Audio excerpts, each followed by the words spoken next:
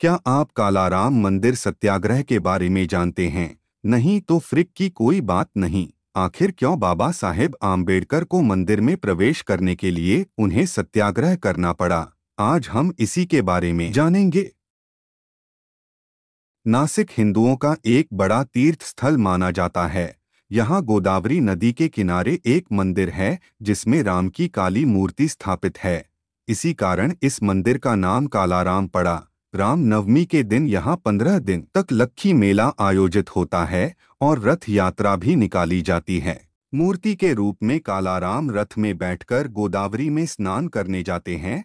रथ को हिंदू लोग ही खींचते हैं और गोदावरी में स्नान कर मंदिर में दर्शन करते हैं। यह सब वहां के अछूतों के लिए मना था, लेकिन इस बार अछूतों की इच्छा हुई कि वे भी राम का रथ खींचेंगे, गोदावरी में स्नान करेंगे और फिर मंदिर में अन्य हिंदुओं की तरह दर्शन भी करेंगे। वहां के अछूत पिछले 5 वर्ष से इसकी कोशिश कर रहे थे, लेकिन उच्च जातियों के लोगों ने एक नहीं सुनी।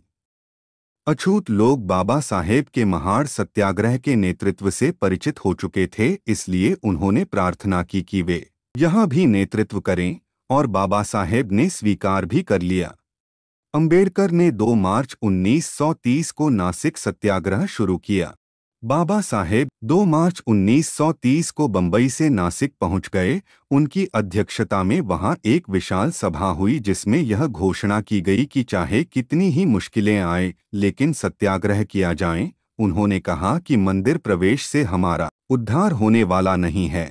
हमें यह भी मालूम है कि मंदिर में पत्थर की मूर्ति लगी हुई है, उसके दर्शन से हमारी समस्याएं हल होने वाली नहीं है। इसलिए यह सत्याग्रह तो सवर्ण हिंदुओं के मन की परीक्षा के लिए है कि हिंदू लोग जितने अपने धर्म के सहिष्णु व मानवतावादी होने का दावा करते हैं, व्यवहार में भी ऐसे हैं या नहीं। दोपहर 3 बजे अछूतों का एक बड़ा जुलूस, जो 4-4 की कतारों में बहुत ही अनुशासित था तथा 1 मील लंबा था, कालाराम मंदिर की ओर चल पड़ा। जुलूस के आगे सैनिक बैंड बज रहा था। बैंड के पीछे समता सैनिक दल के सदस्य, फिर 500 अछूत स्त्रियां और उनके पीछे अछूत भाइयों की हजारों की अनुशासित। नासिक के इतिहास में 15,000 लोगों का इतना विशाल यह पहला जुलूस था। जुलूस का नेतृत्व बाबा साहेब कर रहे थे, जिसमें शामिल नरनारी मंदिर में राम की मूर्ति के दर्शन करना चाहते थे। जुलूस मंदिर के पास आते ही मंदिर प्रबंधकों ने मंदिर के सारे दरवाजे बंद कर दिए। थोड़ा इंतजार किया, लेकिन उन्होंने दरवाजे नहीं खोले। आखिर गोदावरी नदी के घाट पर पहुंचकर जुलूस सभा में बदल गया।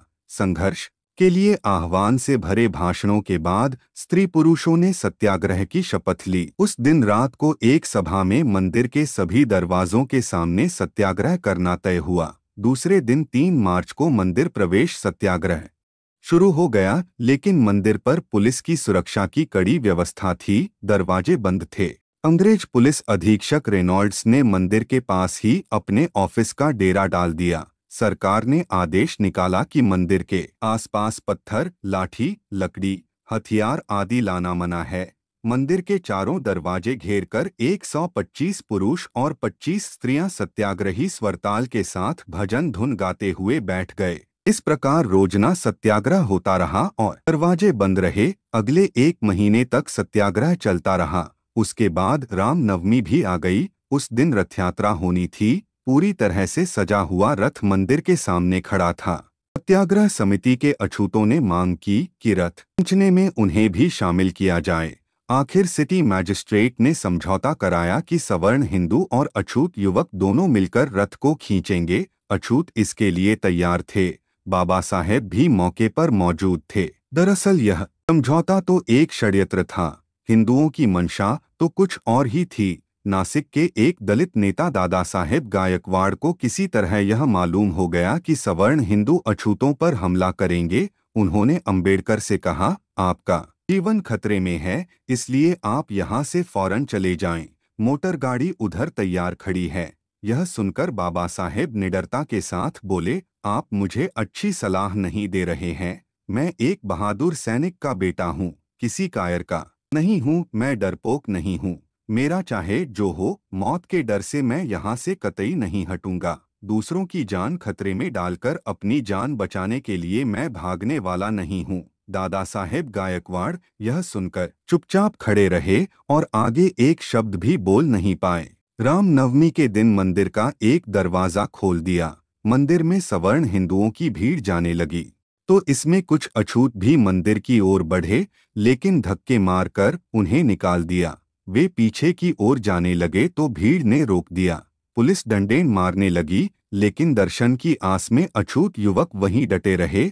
आखिर पुलिस थक गई तो उन्हें हिरासत में ले लिया। फिर पुलिस ने सिर्फ बच्चों व स्त्रियों के लिए अनुमति दी। जब कुछ अछूत स्त्रियां अंदर जाने लगी तो उन्हें भी हिरासत में ले लिया और बाद में उनके साथ बहुत बदसलूकी की। लगभग 1 लाख लोग रथ यात्रा को देखने आए थे। मंदिर में सवर्ण हिंदुओं ने समझौता भंग कर अछूत युवकों पर हमला कर मारपीट शुरू कर दी। इसी समय दूसरे हिंदुओं ने रथ को खींचते हुए एक संकरी गली में ले जाकर खड़ा कर दिया और गली के दोनों ओर सशस्त्र पुलिस खड़ी कर दी ताकि कोई अछूत रथ के पास ना आ पाए। लेकिन कुछ अछूत बलवान युवक पुलिस की घेराबंदी तोड़कर रथ तक पहुंच ही गए। उन्होंने रथ की रास थाम ली और उसे खींचने वाले ही थे कि चारों ओर से उन पर पत्थरों व लाठियों से हमला कर दिया। वे खून से लथपथ थे। इसी बीच डॉक्टर अंबेडकर भी वहां पहुंच गए। उन पर भी पत्थरों से हमला किया जिससे उनको काफी चोटें आई। दोनों पक्षों के बीच वहां जोरदार संघर्ष छिड़ गया। बाबा साहेब अछूतों को अपने प्राणों से भी अधिक प्यारे थे। वे अपने नेता की रक्षा के लिए सतर्क और सचेत होकर उनको घेरकर खड़े हो गए। उस दिन पूरे नासिक में सवर्ण हिंदुओं और अछूतों के बीच खुला संघर्ष हुआ। इस संघर्ष में ज्यादातर अछूत ही घायल हुए क्योंकि उन्हें हिंसा नहीं करने का आदेश अंबेडकर द्वारा मिल चुका था। यदि बहादुर अछूत सवर्णों के हमले का करारा जवाब देते तो नतीजा कुछ और ही होता।